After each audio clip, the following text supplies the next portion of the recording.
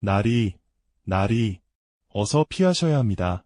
밤이 이슥한 골목, 다급한 발소리와 함께 외치는 목소리가 있었습니다. 햇불이 이글대는 소리, 갑옷 부딪히는 소리, 그리고 땅을 울리는 말발굽 소리가 사방에서 쏟아지던 그 밤이었지요. 어떤 사람은 평생 수십 명의 지인을 사깁니다. 기쁠 때 함께 웃고, 잔칫날 나란히 앉아 음식을 나누고, 서로의 이름을 부르며 위형제를 맺지요. 하지만 정작 그 사람이 나락으로 떨어지는 순간, 그 수십 명 중 몇이나 남아있을까요? 오늘 제가 들려드릴 이야기는 바로 그 물음에 대한 답입니다. 끝까지 곁에 남는 사람에게는 반드시 공통점이 있다는 것을. 앞집 지혜의 이야기가 계속될 수 있도록 구독과 좋아요로 힘을 보태주세요. 그럼 이야기 속으로 함께 떠나보시지요. 지금으로부터 200여 년 전 한양 북촌 어귀에 이준혁이라는 선비가 살았습니다. 준혁은 어릴 적부터 남달랐지요.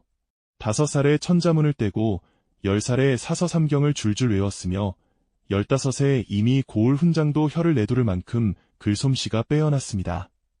부친 이공명 대감은 그런 아들을 볼 때마다 눈가에 주름을 접으며 흐뭇해하셨고 동네 사람들은 저 집 아들은 반드시 과거 급제를 하여 이 집안을 크게 일으킬 것이라고 입을 모았지요. 그 말이 틀리지 않았습니다. 준혁은 22살 되던 해 당당히 과거에 급제하여 예조의 정랑 자리를 얻었습니다. 벼슬길에 오른 이후 준혁의 삶은 눈부시게 펼쳐졌지요. 학문에 밝고 공정하며 백성을 아낀다는 소문이 조정 안팎에 퍼졌고 3년이 채 지나기 전에 그의 이름은 조정 고관들의 입에 자주 오르내리게 되었습니다. 그에게는 또 하나의 자랑이 있었지요. 아내 유씨 부인이었습니다. 단아하고 마음씨 고운 유씨는 준혁이 늦게까지 공부할 때면 조용히 곁에 앉아 등잔에 기름을 채워주었고 이른 아침 조복을 입고 조정으로 나설 때면 대문 앞까지 나와 허리 굽혀 배웅하였지요. 두 사람 사이에는 딸아이 하나가 있었는데 이름을 소연이라 불렀습니다. 소연이는 5살이었는데 아비를 빼닮아 눈이 맑고 웃음이 환했지요. 집안에는 늘 밥 짓는 냄새가 구수하게 풍겼고 마당 한켠 감나무에는 철따라 꽃이 피고 열매가 달렸습니다. 준혁은 때로 저녁 해가 뉘엿뉘엿 질 무렵 마루에 걸터앉아 소연이를 무릎 위에 앉히고 하늘을 바라보았지요. 소연아, 하늘에 별이 몇 개나 있을 것 같으냐? 아빠, 셀 수 없이 많아요. 그렇지. 아비 곁에 있는 사람들도 저 별처럼 많구나. 준혁은 그렇게 생각했습니다. 자신을 따르는 사람, 아끼는 사람, 함께하는 사람들이 하늘의 별만큼 많다고. 하지만 그 별들이 한순간에 꺼질 수 있다는 것을 그때의 준혁은 알지 못했습니다. 이야기에서 한 사람을 빠뜨리면 안 됩니다. 바로 만득이였지요. 만득이는 준혁이 태어나던 해에 같은 마을 가장 가난한 초가집에서 태어났습니다. 아비는 이 대감댁에서 심부름을 하던 하인이었고 어미는 삭바느질로 근근히 살림을 꾸렸지요. 두 아이는 어릴 때부터 담 하나를 사이에 두고 자랐습니다. 신분이 달랐지만 아이들에게 그런 것은 중요하지 않았습니다. 준혁이 마당에서 공을 차면 만득이가 달려와 함께 찾고 만득이가 냇가에서 물고기를 잡으러 가면 준혁이 신발을 벗어 던지고 따라 달렸지요. 한 번은 두 아이가 장에 갔다가 어른들 몰래 엿을 사 먹다가 혼이 난 적이 있었습니다. 이 대감이 호통을 치니 만득이가 오히려 앞으로 나서며 말했지요. 죄송합니다. 나리, 제가 준혁이 도련님을 꿰어낸 것입니다. 저를 벌 주십시오. 준혁은 그 말에 얼굴이 벌개지며 손을 저었습니다. 아니요, 아버지. 제가 먼저 가자 했습니다. 만득이는 잘못이 없습니다.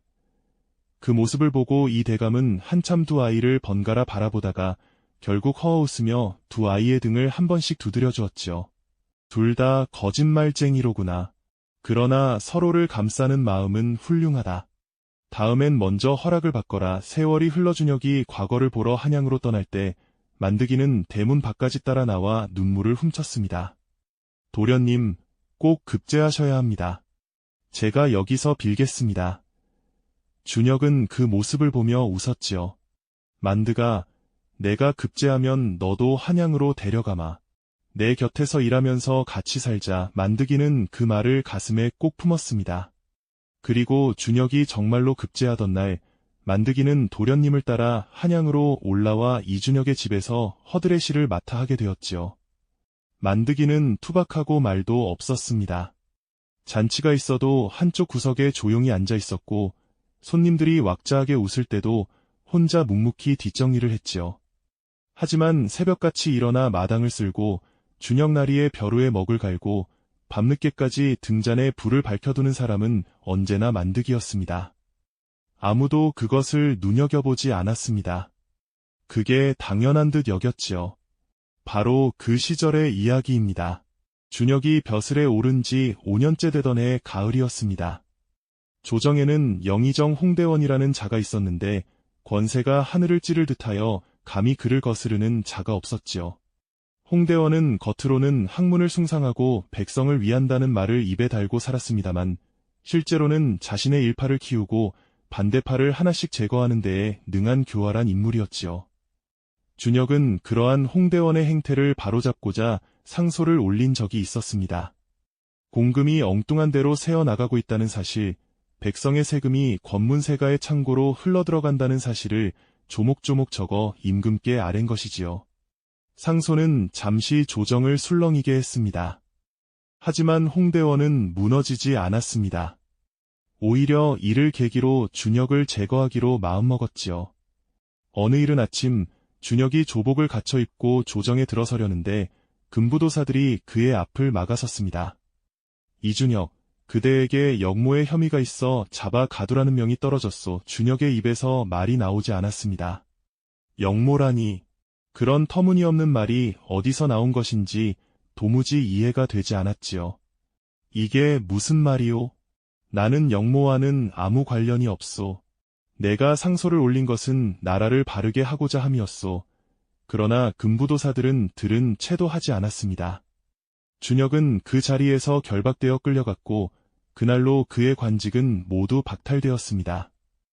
집에 있던 유씨 부인이 그 소식을 들은 것은 한나디 지나서였지요. 부인은 두 손을 마주 쥐며 바닥에 주저앉았습니다. 아이고, 이를 어째. 소연이는 무슨 일인지도 모르고 어미 곁에 붙어 앉아 엄마, 왜 울어요? 라고 물었습니다. 옥에 갇힌 준혁에게 처음 며칠은 문병을 오는 사람이 있었습니다. 그러나 홍대원의 세력이 워낙 강하다는 것을 알자 사람들은 하나둘 발길을 끊기 시작했지요. 평생을 형님이라 부르며 따르던 박진사가 제일 먼저 연락을 끊었습니다. 준혁의 집에서 밥을 먹고 술을 마시고 가던 이웃 양반네들은 언제 그런 일이 있었냐는 듯 고개를 돌렸지요. 함께 공부하던 동문들은 준혁의 이름이 나오면 슬그머니 화제를 바꾸었고 심지어 준혁이 도움을 주어 벼슬을 얻었던 후배 관리 하나는 홍대원 앞에서 이준혁을 나쁜 말로 비난하기까지 했습니다. 유씨 부인의 집에서도 기별이 왔습니다. 장인어른이 기별을 보내어 이런 때에 연루되면 우리 집안도 위험하니 당분간 왕래를 삼가라는 뜻을 전했지요. 아내 유씨 부인은 그 말을 받고 한참 말이 없다가 답장을 쓰지 않았습니다. 대신 방 안에 들어가 문을 닫고 소연이를 꼭 끌어안은 채 밤새 흐느꼈지요. 이준혁의 집은 급격히 쑥대밭이 되어갔습니다. 재산이 몰수되고 하인들이 뿔뿔이 흩어졌으며 잘 나가던 시절 드나들던 손님들은 씻은 듯 사라졌습니다. 처음에 10명이었던 사람이 5이 되고 5이 2이 되고 2이 하나가 되었지요. 그 하나가 바로 만드기였습니다. 만드기는 어디에도 가지 않았습니다. 아무도 시키지 않았는데도 새벽에 일어나 빈 마당을 쓸었고 끼니를 굶다시피 하면서도 부인과 소연이의 밥상은 어떻게든 차려냈지요. 동네 사람들이 손가락질할 때도 만드기는 묵묵히 대문을 열고 닫았고 누가 돌을 던지며 욕을 해도 대꾸 한마디 않고 고개를 숙인 채 안으로 들어갔습니다. 유씨 부인이 어느 날 만드기에게 물었습니다. 만드가, 너는 왜 아직도 여기 있느냐? 너도 이 집을 떠나면 살 길이 생길 텐데. 만드기는 잠시 부인을 바라보다가 낮고 단단한 목소리로 대답했지요. 저는 이 집 사람이옵니다. 그게 전부였습니다. 이유도 없고 조건도 없었지요. 그냥 이 집 사람이라는 것. 유씨 부인은 그 말을 듣고 입술을 꽉 물었습니다. 눈물이 흘러내렸지만 소리를 내지 않았지요. 준혁은 옥 안에서 나날을 보냈습니다. 처음에는 억울함에 치를 떨었지요. 억울하다, 누명이다, 반드시 진실이 밝혀질 것이다, 라고 이를 갈았습니다. 하지만 날이 지날수록 그 열기는 차갑게 식어갔습니다. 그를 찾아오는 사람이 없었습니다. 면회를 오겠다고 했던 사람들은 하나둘 소식이 끊겼고, 그나마 간간히 소식을 전해주던 하급관리 하나도 결국 발길을 끊었지요. 어느 날 만드기가 옥 담장 밖에 찾아왔습니다. 면회는 허락되지 않았지만 만드기는 간수를 수소문하여 어렵사리 담장 너머로 목소리를 전했지요. 날이 접니다. 만드기입니다. 준혁은 그 소리에 잠시 멍해졌습니다. 그러다가 담장 쪽으로 다가가며 낮게 물었지요. 만드가, 너 아직 거기 있었느냐? 예, 날이. 부인 마님과 소연이 아기씨는 무사합니다. 걱정 마십시오. 너는 왜 떠나지 않았느냐? 너까지 이 일에 엮이면 위험하다. 담장 너머로 잠시 침묵이 흘렀습니다. 그러다가 만드기의 목소리가 다시 들려왔지요. 날이, 어릴 때 기억하십니까? 엿 먹다가 걸렸을 때 제가 먼저 잘못했다고 나섰더니 나리께서도 제 편을 들어주셨지요. 준혁은 눈을 감았습니다. 그때 저는 생각했습니다. 이분은 내 편이다, 라고. 날이, 저도 나리 편입니다. 그것뿐이옵니다. 준혁의 눈에서 뜨거운 것이 흘러내렸습니다. 손으로 눈가를 닦으며 그는 낮게 말했지요. 만드가, 고맙다, 이러시면 안 됩니다. 나리는 울지 마십시오. 제가 어떻게든 해보겠습니다. 만드기가 그 말을 남기고 발소리가 멀어졌습니다. 준혁은 그 자리에 한참 서 있었습니다. 차갑고 습한 옥 안에서 오랫동안 만드기가 어떻게든 해보겠다고 했을 때 그에게는 이미 하나의 계획이 있었습니다. 사실 만드기는 오래전부터 한 가지를 알고 있었지요. 준혁이 상소를 올리기 2달 전 만드기는 우연한 기회로 홍대원의 신복 중 하나인 이방차 씨가 기생집에서 나누는 이야기를 엿들었습니다. 술에 잔뜩 취한 차 씨는 연거푸 술을 들이키며 떠들었지요. 공금은 이미 절반이 빠져나갔어. 나머지는 내년 봄에 처리하면 되는 거야. 영의정 대감께서 다 알아서 하신다고. 그 장부는요? 장부? 그게 있으면 안 되지. 그래서 불태웠잖아. 근데 한 부가 더 있다는 게 문제거든. 필경 어디에 있는데 그걸 찾아야 한다고. 어디에 있다는 건가요? 글쎄, 예조에서 관리하는 창고 어딘가라고 했는데 그게 발각되기 전에 처리를 해야 하는데 만드기는 그때 아무 말도 하지 않았습니다. 하지만 그 이야기를 속으로 깊이 새겨두었지요. 그리고 준혁이 잡혀간 뒤 만드기는 낮에는 부인과 아기씨를 돌보고 밤에는 몰래 예조 쪽으로 발걸음을 옮겼습니다. 예조 창고를 직접 들어갈 수는 없었지요. 만드기는 그쪽에서 일하는 사람들을 찾아다니며 아는 척말을 붙이고 막걸리 한 잔을 사가면서 이런저런 이야기를 나눴습니다. 며칠을 그렇게 발품을 팔았더니 마침내 창고 한 기퉁이에 잘 쓰이지 않는 문서 상자가 있다는 것을 알게 되었지요. 만드기는 그 상자를 꺼내야 했습니다. 쉬운 일이 아니었습니다. 들키면 도둑으로 몰릴 수 있었고 최악의 경우 죽임을 당할 수도 있었지요. 하지만 만드기는 망설이지 않았습니다. 어릴 때부터 준혁 나리와 나란히 달리던 그 다리로 한밤중의 골목을 조용히 달렸습니다. 한편 홍대원은 준혁을 그저 가둬두는 것으로 만족하지 않았습니다. 상소를 올렸던 그 일이 꾸준히 마음에 걸렸고 준혁이 살아서 다시 목소리를 낼 가능성을 원천에서 막아야겠다고 생각했지요. 홍대원의 신복들이 어느 날 유씨 부인이 사는 집에 들이닥쳤습니다. 영모죄인의 처자식은 연자가 당연한 이치, 관가의 명으로 이 집을 수색하겠소. 부인은 소연이를 방 안으로 밀어넣고 대청 앞에 당당히 섰습니다. 수색하시려거든 명문을 가지고 오시오. 그것도 없이 사가에 함부로 들어오는 것은 예에 맞지 않소. 신복들이 비웃으며 들어오려는 순간 만드기가 마당 안으로 들어서며 소리쳤습니다. 잠깐, 만드기의 두 손에는 두루마리 하나가 들려 있었습니다. 이것이 무엇인지 아시겠소? 예조 창고에 있던 회계 장부요. 여기에는 누가 공금을 어디로 빼돌렸는지 낱낱이 적혀 있어 신복들의 얼굴이 하얗게 질렸습니다. 이놈이 지금 무슨 소리를, 이 장부가 지금 단 한 부밖에 없다고 생각한다면 오산이요. 제가 이미 다른 곳에도 한 부를 더 만들어 두었소. 오늘 이 집에서 무슨 일이 생기면 그 부보는 바로 임금 전하께 올라가게 되어 있소. 거짓말이었습니다. 부본 같은 것은 없었지요. 하지만 만드기의 눈빛은 흔들리지 않았습니다. 담담하고 또렷하게 신복들을 똑바로 바라보았지요. 신복들은 서로 눈짓을 주고받다가 결국 발을 돌렸습니다. 그날 밤 만드기는 마루에 앉아 두루마리를 꼭 쥔 채 뜬 눈으로 밤을 지새웠습니다. 식은땀이 등줄기를 타고 흘렀지만 입술을 꽉 다문 채 어둠을 응시했지요. 만드기가 그 장부를 손에 넣은 다음 혼자서 움직이기에는 한계가 있었습니다. 신분이 낮은 하인이 임금께 직접 상소를 올린다는 것은 불가능에 가까운 일이었지요. 만드기는 생각했습니다. 누가 이 장부를 제대로 써줄 수 있을까? 준혁에게 직접 닿을 방법은 없을까? 며칠을 고민하던 만드기는 마침내 한 사람을 떠올렸습니다. 준혁의 스승 김참판이었지요. 김참판은 벼슬에서 물러난 뒤 성박 작은 집에서 조용히 살고 있었습니다. 홍대원의 눈밖에 나지 않으려고 일부러 낮게 엎드려 지내는 어른이었지요. 만드기가 김참판의 집대문을 두드렸을 때 노학자는 직접 문을 열어주었습니다. 만드기의 손에 들린 두루마리를 보는 순간 김참판의 눈빛이 달라졌지요. 이게 어디서 난 것이냐? 제가 구해왔습니다. 어르신.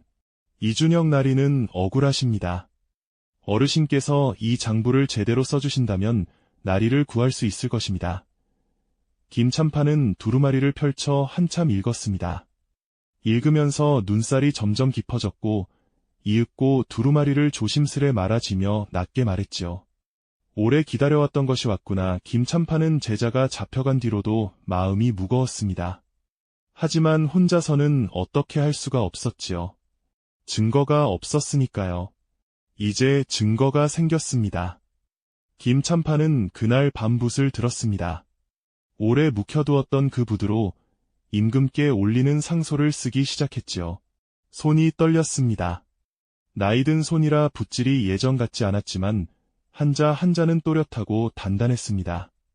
그 상소에는 홍대원이 어떻게 공금을 유용하고 어떻게 이준혁을 함정에 빠뜨렸는지가 증거와 함께 낱낱이 적혀 있었습니다. 상소가 올라간 것은 다음날 이른 아침이었습니다. 임금은 처음에는 무심히 받았지만 읽어내려 가면서 표정이 굳어졌지요. 장부에 적힌 수치는 조작이 불가능한 관인으로 찍혀 있었고 날짜도 사건의 흐름과 정확하게 맞아떨어졌습니다. 임금이 즉시 홍대원을 불러 대면하게 하였습니다. 홍대원은 태연한 척 들어왔지만 장부를 마주하는 순간 그 태연함이 무너졌지요. 신문이 시작되자 홍대원의 신복들이 하나둘 실토하기 시작했고 홍대원은 결국 모든 것을 자백할 수밖에 없었습니다. 이준혁은 그날로 옥에서 풀려났습니다. 금부도사가 와서 결박을 풀어주는데 준혁은 처음에는 꿈인가 싶어 멍하니 서 있었지요. 여러 날의 옥살이로 얼굴은 수척해졌고 입고 있던 옷은 때가 탔습니다. 준혁이 대문을 나서는데 문 앞에 만드기가 서 있었습니다. 아무것도 들고 오지 않았습니다. 그냥 거기 서 있었지요. 손을 모은 채 말없이. 준혁은 만드기 앞에 서서 한참 아무 말도 하지 못했습니다. 그러다가 낮게, 아주 낮게 말했지요. 만드가, 날이 고생 많았다. 만드기는 고개를 들지 못했습니다. 고개를 숙인 채 어깨가 조금 떨렸지요. 나리께서 고생하셨습니다. 두 사람은 그렇게 잠시 그 자리에 서 있었습니다. 지나가는 사람들이 힐끗 쳐다보았지만 두 사람은 신경 쓰지 않았지요. 얼마 뒤 준혁이 만드기의 어깨에 손을 얹었습니다. 말이 없어도 충분했습니다. 홍대원은 관직이 박탈되고 재산이 몰수되었으며 이후 먼 유배지로 귀양을 가게 되었습니다. 그의 신복들도 하나같이 죄의 경중에 따라 처벌을 받았지요. 준혁을 보고 등을 돌렸던 사람들, 함부로 비난했던 관리들도 각자의 자리에서 부끄러움을 안게 되었습니다. 준혁을 비난했던 그 후배 관리는 자신의 행위가 조정에 알려지자 결국 벼슬자리를 스스로 내놓았고 이후 아무도 그의 이름을 입에 올리지 않았지요. 박진사는 준혁이 풀려났다는 소식을 듣고 찾아와 그때는 어쩔 수 없었다고 변명했습니다. 준혁은 그 말을 듣고 조용히 고개를 끄덕였지요. 화를 내치지도 않았습니다. 다만 예전처럼 형님이라 부르지 않았을 뿐이지요. 사람을 미워하지는 않더라도 그 관계의 무게가 달라진다는 것은 당연한 일이었습니다. 임금은 이준혁의 억울함을 공식으로 인정하고 박탈되었던 관직을 회복시켜 주었습니다. 더불어 상소를 올린 공을 인정하여 품계를 올려주었지요. 준혁은 다시 조정에 나서게 되었습니다. 이번에는 예전보다 더 겸손하고 조심스러운 마음으로였지요. 집도 다시 정돈되었습니다. 유씨 부인은 그 어려웠던 시절을 다 버텨낸 사람답게 웃음이 한결 깊어졌지요. 소연이는 그 사이에 또 자라서 이제 뛰어다닐 줄 알게 되었고 아비가 돌아온 날 마당을 빙빙 돌며 팔짝팔짝 뛰어다녔습니다. 만드기에 대해서는 준혁이 오래 생각했습니다. 무언가 보답을 해야 한다는 것은 분명했는데 무엇이 진정한 보답이 될 수 있을지 몰랐지요. 어느 날 저녁 준혁이 만드기를 불러 앉혔습니다. 마주 앉아 술 한 잔을 따라주며 말했지요. 만드가 내 물어봐도 되겠느냐? 나리 너는 왜 끝까지 남았느냐? 떠날 수 있었는데. 아니, 떠나는 편이 너에게 나았을 텐데. 만드기는 잔을 받아 쥔 채 잠시 내려다보았습니다. 그러다가 고개를 들어 준혁을 바라보며 말했지요. 나리, 저는 한 번도 떠날 생각을 해본 적이 없습니다. 준혁이 눈을 깜빡였습니다. 정말이냐? 어릴 때부터 나리와 저는 늘 같이였습니다. 나리가 좋은 날에 제가 함께 기뻐했는데 나리가 힘든 날에 제가 어디를 가겠습니까? 그건 제 마음이 허락하지 않습니다. 준혁은 그 말을 들으며 오래 침묵했습니다. 기뻐도 함께, 힘들어도 함께. 그게 사람이 아닙니까? 나리, 준혁은 잔을 들어 만드기와 부딪혔습니다. 둘이 조용히 마셨지요. 바깥에는 가을 바람이 불고 감나무 잎이 살랑살랑 흔들렸습니다. 준혁은 그날 이후 만드기를 종이나 하인으로 대하지 않았습니다. 같은 집의 사람으로, 함께 살아가는 사람으로 대했지요. 만드기의 이름을 관아에 올려 양인의 신분을 얻게 해주었고 일정한 녹봉도 마련해 주었습니다. 만드기는 처음에는 고사했지만 준혁이 단호하게 말했지요. 이건 보답이 아니다. 당연히 받아야 할 것을 받는 것이다. 세월이 또 흘렀습니다. 준혁이 나이 들어 손자를 안게 되던 어느 저녁, 만드기도 그 곁에 앉아 있었지요. 두 사람은 이제 모두 머리가 휘어졌고 젊은 날의 팔팔함은 사라진 대신 깊은 눈빛을 갖게 되었습니다. 손자 하나가 만드기 할아버지의 무릎에 앉아 물었지요. 할아버지는 왜 그렇게 이 집에 오래 계세요? 만드기는 아이를 가만히 내려다보며 빙긋 웃었습니다. 왜냐고? 아이가 고개를 끄덕였지요. 이 집이 내 집이니까 그게 전부였습니다. 더 길고 복잡한 말이 필요하지 않았습니다. 바로 그것이었지요. 끝까지 곁에 남는 사람들에게는 공통점이 있었습니다. 첫 번째, 그들은 이유가 없었습니다. 이 상황에서 내가 뭘 얻을 수 있을까를 계산하지 않았지요. 만드기가 준혁 곁에 남은 것은 보답을 기대해서가 아니었습니다. 그냥 그게 자연스러운 것이었지요. 두 번째, 그들은 기쁠 때와 힘들 때를 구분하지 않았습니다. 모든 것이 순조로울 때만 함께한 사람이 아니라 아무것도 없어도 거기 있었지요. 잔치 때만 나타나는 사람이 아니라 밥상이 빌 때도 손을 내밀었습니다. 세 번째, 그들은 말보다 행동이 먼저였습니다. 만드기는 내가 도와주겠다는 말보다 먼저 마당을 쓸었고 내 편이다, 말보다 먼저 담장 앞에 나타났습니다. 큰 약속이 아니라 작은 행동이 쌓인 것이 진심이었지요. 네 번째, 그들은 자기 희생을 특별하다고 생각하지 않았습니다. 만드기는 장부를 구하러 다니던 그 밤들을 자신이 대단한 일을 한다고 생각하지 않았습니다. 그냥 해야 할 일을 했을 뿐이라고 여겼지요. 그 담담함이 오히려 더 깊은 헌신이었습니다. 사람은 살아가면서 수많은 인연을 맺습니다.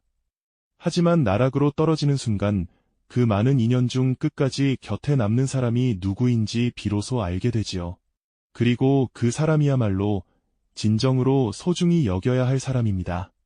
그 사람을 알아보는 눈을 가지는 것, 그리고 나 자신도 그런 사람이 될 수 있도록 살아가는 것, 그것이 이 이야기가 전하는 가장 중요한 가르침입니다. 이 이야기는 우리에게 묻습니다. 지금 내 곁에 있는 사람 중 진짜로 끝까지 남을 사람이 누구인지 알고 있습니까? 그리고 나 자신은 누군가에게 그런 사람이 되어주고 있습니까? 좋은 날에는 누구나 곁에 있습니다. 하지만 모든 것이 무너지는 날, 아무 이유도 계산도 없이 그냥 거기 있어주는 사람, 그 사람이 진짜입니다. 이준혁이 그것을 알게 된 것은 나락에 떨어진 덕분이었지요. 아이고, 사람이란 참 그런 법입니다. 가장 힘든 시절이 가장 소중한 것을 가르쳐준다는 것을. 오늘 밤 여러분 곁에 그런 사람이 있다면 그 마음을 오래 기억해 주십시오. 그리고 여러분 자신도 누군가에게 그런 사람이 되어 주십시오. 끝까지 곁에 남는 것, 그것이 세상에서 가장 조용하고 가장 깊은 사랑이니까요. 오늘 이야기 여기서 마칩니다. 앞집 지혜의 이야기가 계속될 수 있도록 구독과 좋아요로 힘을 보태주세요. 다음 이야기에서 또 뵙겠습니다. 편안한 밤 되십시오.